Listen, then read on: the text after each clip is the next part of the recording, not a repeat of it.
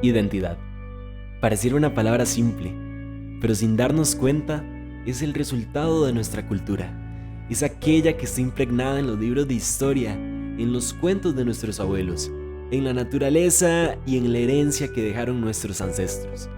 Las leyendas, aunque intangibles, forman parte de nuestro patrimonio, y su memoria se mantiene viva en aquellos que alguna vez vivieron o escucharon dichos relatos. Así que, si no crees o no sabes mucho del tema, te invito a que prestes atención y escuches lo que estas personas tienen para decirte.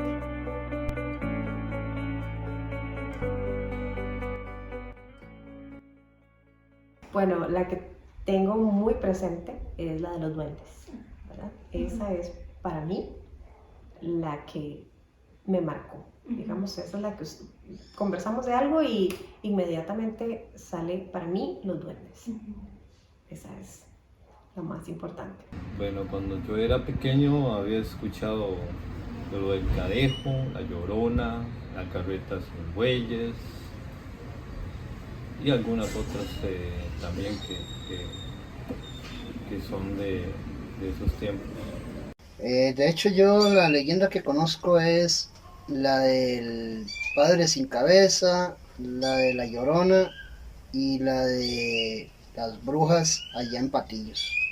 Bueno, desde niña siempre he escuchado de la Llorona, el Cadejos, la Tulevieja, la Cegua. Prácticamente estas son las que siempre mi familia me comentaron. De ahí era que se daban tantas leyendas como la del Padre sin Cabeza en las ruinas, que decían que había un cuchillo y un puñal o algo ahí que habían matado a un padre. Resulta que nosotros andábamos y nos subíamos, andábamos por todas las ruinas, carajillos, viendo a ver a dónde era que habían matado al padre sin cabeza. Y nunca lo vimos, gracias a Dios, pero la leyenda todavía, ahorita a estas horas, muchísima gente habla de esa leyenda del padre sin cabeza, porque dicen que un padre se enamoró de una mujer casada y el esposo se dio cuenta y le cortó la jupa al padre. Sí, de la Cegua sí. De hecho, decían que a un tío mío que ya murió, él acostumbraba mucho ir a bailar todos los fines de semana y un día se fue a bailar. Cuando salió del baile iba para la casa a caballo y el camino lo paró una mujer muy linda pidiéndole ayuda, que la encaminara. Dicen o cuentan mi papá y otros que mi tío la subió en el caballo con él y cuando habían avanzado 100 metros, 150 metros, volvió a ver una mujer con una cara de caballo que te llevaba detrás en la espalda. Mi tío casi se muere, llegó a la casa que no hablaba, no oía, lloraba, gritaba desesperado por lo que había vivido en ese momento, pero esa es la famosa historia de la Cegua que siempre escuché. Sí, de hecho hay varias versiones de eso. De hecho hay una versión que sí es muy real de la Cegua, que era una muchacha muy hermosa, muy bella. Resulta que llegó un hombre en un caballo y se la llevó lejos al bosque y allá en el bosque la violó. La violó y aparte de eso llegó la mujer y quedó tendida en el suelo. Entonces llegó la misma mujer y dice, por lo que usted ha hecho en este momento, tanto usted como hombres violadores y que les han faltado el respeto a las mujeres y todo, el día de mañana van a llegar a montar a caballo y cuando vuelven a ver, lo que van a montar no va a ser a una mujer bonita, va a ser a una yegua, a una mujer con cabeza de yegua. He escuchado de la Cegua, claro, esas personas que iban a caballo y decían que se encontraban en su viaje o en su regreso a casa, como es muy sólido, entonces como que tomaban allá largo y venían de regreso y les paraba una señora muy bonita, les decía que los llevaran anclas en la parte de atrás del caballo y cuando ellos volvían a ver hacia atrás lo que tenía era un monstruo a la par de ahí, ya lo tenían montado, era un susto, yo creo que se morían de todo el susto. Con la Cegua. Gente que que llegamos a la madrugada a la casa amaneciendo y había una mujer de ahí, se iba con ellos acompañándolos y cuando iban llegando a la casa les decía, regálenme fuego y ahí le enseñaban esas macanas así como un caballo, y ahí caían. Y era gente que no volvía a andar de noche. Que yo sepa de la cegua, ¿verdad? Ah, bueno, de la cegua también, que según se cree, la cegua era una mujer muy bonita, una mujer joven, muy bonita, y se iban en un camino con un señor con un caballo, y la montó ella en el caballo, y cuando iban por medio camino, el muchacho volvió a ver así para atrás, y lo primero que vio fue una cara de yegua. O sea, era la muchacha, pero la muchacha se volvió, o sea, se formó en una bestia. ¿Ya? Y eso es todo lo que yo sé de eso. Exactamente. Realmente esa sí es como más de libro, ¿verdad? Más de libro, más de literatura, que uno dice, mira, sí fue que creo que se le perdió un hijo, algo recuerdo de eso. Y que ella andaba llorando por los ríos, ¿verdad? Pues buscando a su hijo. Pero esa es más una historia. La Llorona es algo muy, muy que asusta porque en Guanacaste, cuando uno era niño, lo decían que si uno iba a ciertas horas oscurecidas en la noche, una tarde noche, lo iba a sorprender la Llorona. Es un espíritu que pasa llorando, pasa frustrado, solo de unos quejidos y llore porque se le perdió la hija o se le ahogó la hija, pero era algo que mucha gente decía de pueblo. Bueno, la leyenda de la Llorona es que todo el mundo decía que allá por Aguacaliente, por ese lado del sur de Cartago, una señora se le cayó o tiró al chiquito que le traía en brazos y anduvo buscándolo por todo lado y no lo encontraba y pegaba gritos y lloraba por todo el Aguacaliente, el río Aguacaliente. Pero nada más, yo por ahí como muy pocas veces anduve joven, carajillo, pero nunca vi la Llorona, nunca. También hay muchas versiones.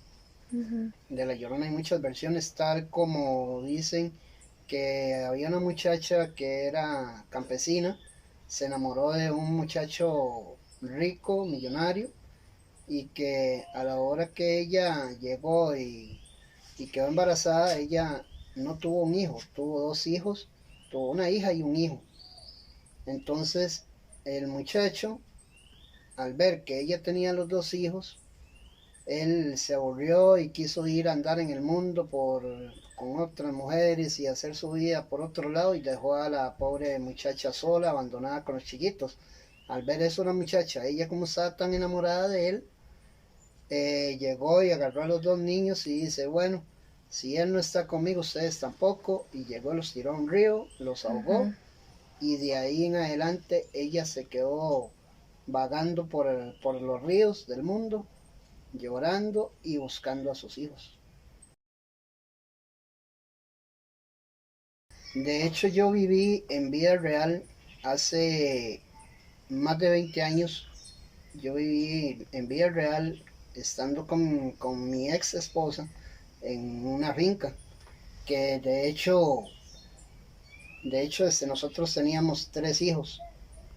Uno de mis hijos era pequeñito, él apenas estaba caminando.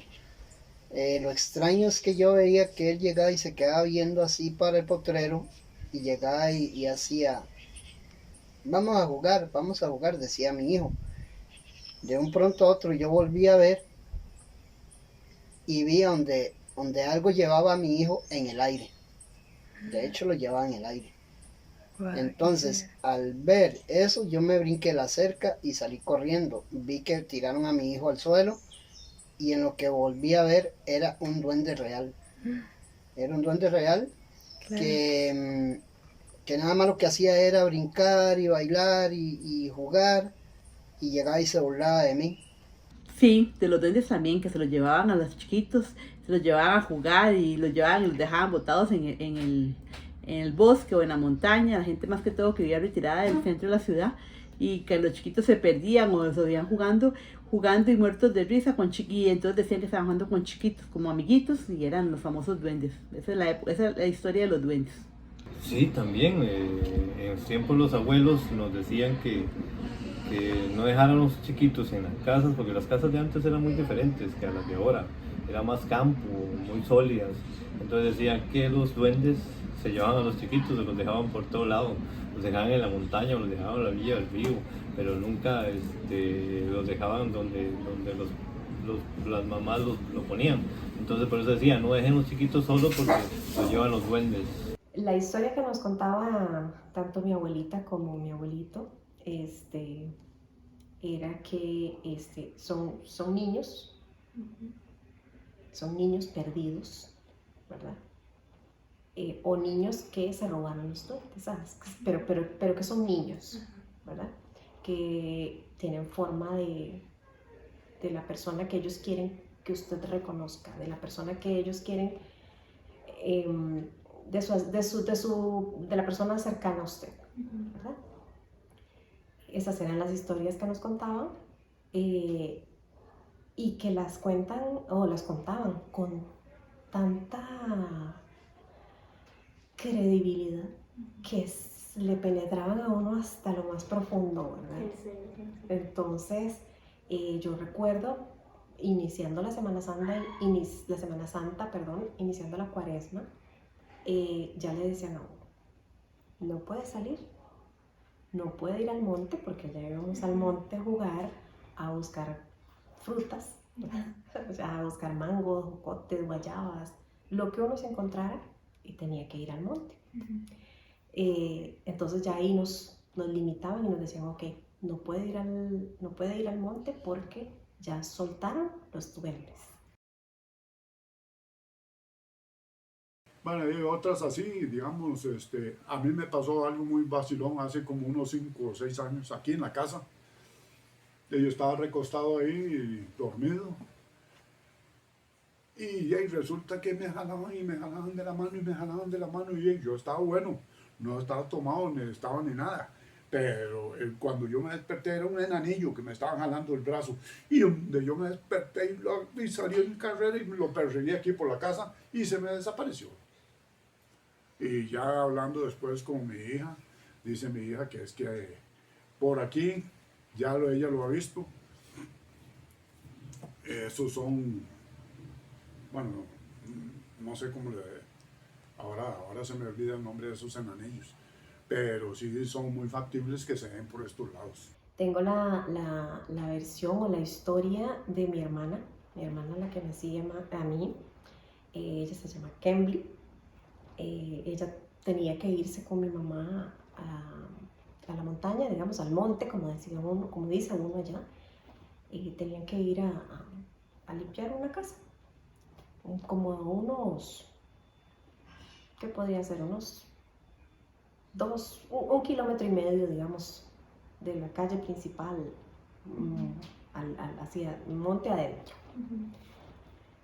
Y ella se fue con unas dos señoras más de ahí mismo, del pueblo.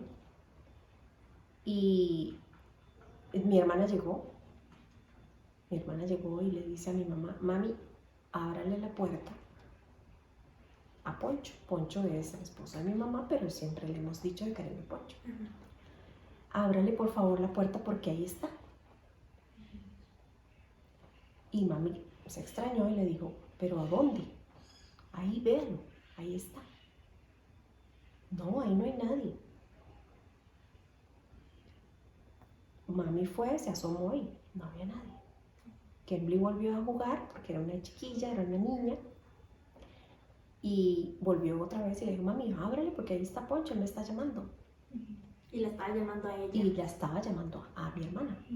En eso se percataron las 3 señoras, mi mamá y las otras 2 señoras más, que era época de duendes. Y se horrorizaron.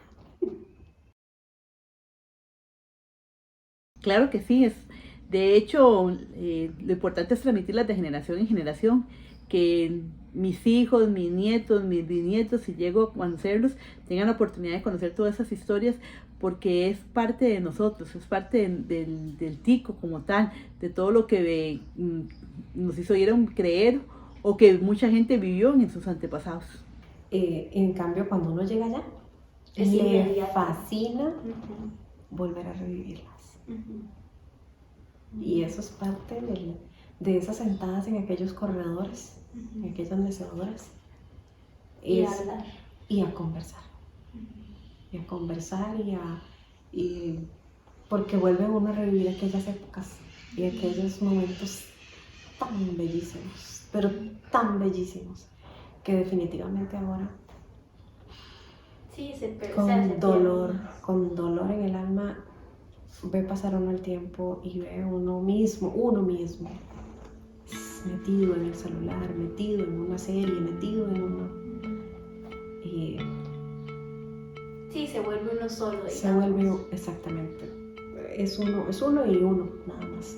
Las leyendas son ciertas, no crea usted que por ser leyendas no sean ciertas, hay muchas personas que los han visto, y más en las zonas así que digo yo que son muy oscuras, que el tiempo que no había luces en los alumbrados y eran muy sólidos, los trayectos eran muy sólidos, y muchas personas de esas, que era la parte que yo digo, que tomaban muchos licores, se iban y caminaban a caballo 2, 5, o sea, muchas horas para llegar a casa, pasaban por quebradas y los caminos no eran como los de ahora.